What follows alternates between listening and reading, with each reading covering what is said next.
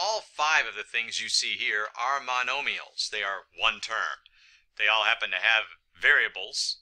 A number all on its own could also be a monomial. But there's one term here for each of these. Nothing's being added or subtracted. All of these have coefficients, the number of times the variable happens. 5x to the third has a coefficient of 5.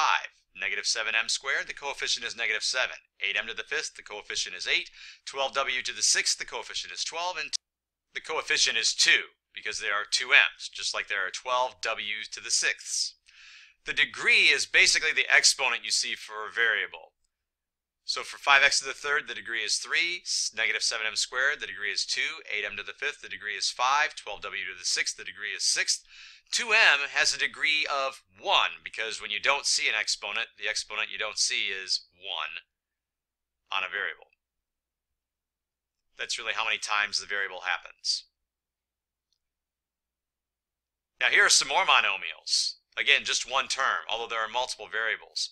These also have degrees. This one is considered to have a degree of 5 because you add the exponents together. This one's going to have an exponent of 7.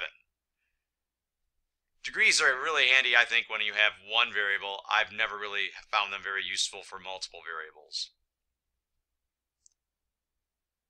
Here's a polynomial. It has several monomials added together. In fact, there are 4 terms in this one. 8x to the fourth, negative 2x squared, 7x, and 9.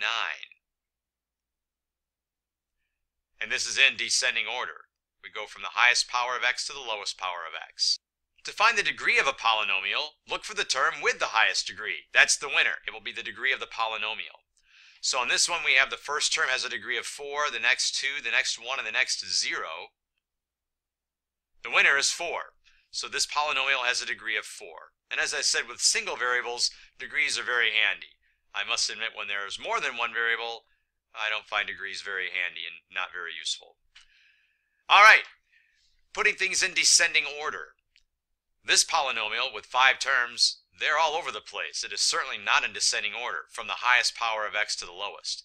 There's x to the fifth, there's x to the third, x squared, x to the first, and x to the 0, essentially.